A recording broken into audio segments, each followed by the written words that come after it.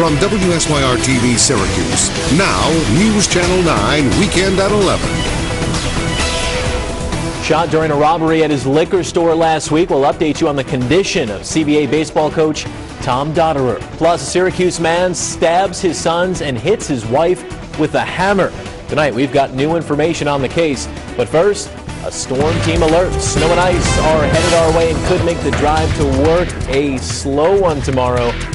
Good evening. I'm James Gaddis, joined by storm team meteorologist Julia Wyden. As we mentioned, the commute tomorrow to work, from work, could be a little bit, we'll call it tricky, a little treacherous, but for two different reasons. Snow, ice.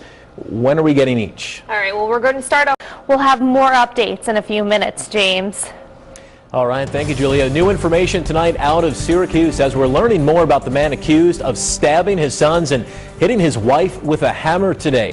Police say just after 5:30 this morning, this man, 46-year-old Lawrence Stokes Sr., stabbed his mentally disabled teenage son in the eye and chest with a butcher knife. The 17-year-old will need emergency surgery and could lose vision in that eye. Police say Stokes also hit his wife and 23-year-old son in the head with a hammer and stabbed the older son in the face with the knife. News Channel 9's Lee Isaacson tells us more about Stokes and his long history with police. Lawrence Stokes Sr. is charged with multiple counts of assault, grand larceny, criminal possession of a weapon, and criminal contempt for violating a court order of protection. He's scheduled to be arraigned tomorrow morning. An update now on the condition of CBA baseball coach Tom Dotterer. Police tell us he is doing better and is no longer in critical condition after being shot during a robbery at his liquor store on North Salina Street last week. 19-year-old Shareth Williams III is charged in the shooting. Police are still looking for another suspect who they haven't named yet. Anyone with information is asked to call Syracuse Police at 442-5222. New at 11 tonight, two people are rescued after a small plane went down in the Hudson River near Yonkers. A man and woman in their 30s were wearing life vests when they were pulled from the water. Both were treated for hypothermia and are in stable condition tonight. In Brazil, more than 230 people are dead after a fire in a crowded nightclub. About 900 people were crammed inside that building when that fire started early this morning. Investigators said they all scrambled toward a single exit, which was blocked by those who had already died. The fire was apparently started by a stage effect that was part of the entertainment. More than 100 people are being treated at hospitals. A consumer alert tonight. We're seeing a bit of a jump in gas prices over the past month in the Syracuse area. Tonight, you'll pay an average of $3.66 for a gallon of regular. A month ago, it cost you $3.60 per gallon. You can always check gas prices before you head out. Just head to 9WSYR.com. Told he had little time left to live, some local contractors are making a dream come true for 7-year-old Julian Ross. 6 months ago, cancer in his nerve tissue was taking over his body, and he wasn't responding to chemotherapy. Given the prognosis by doctors, Julian's parents helped him create a bucket list.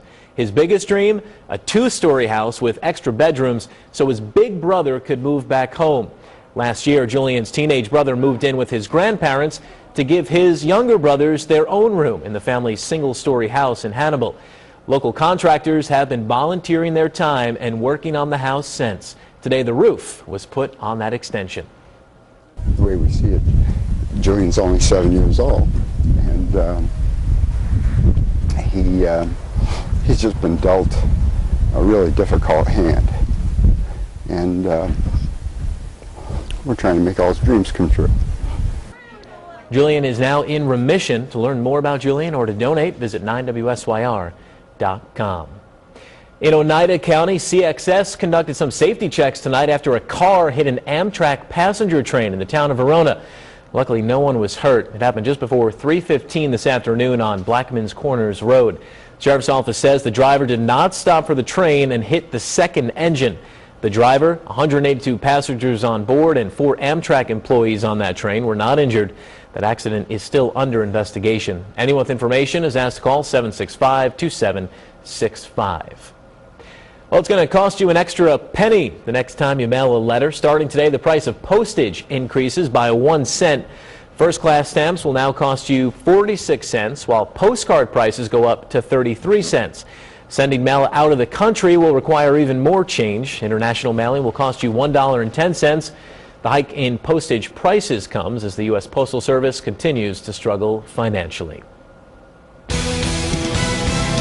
Coming up on News Channel 9, how a church and community remember a man who made it a mission to see kids in need get a solid education.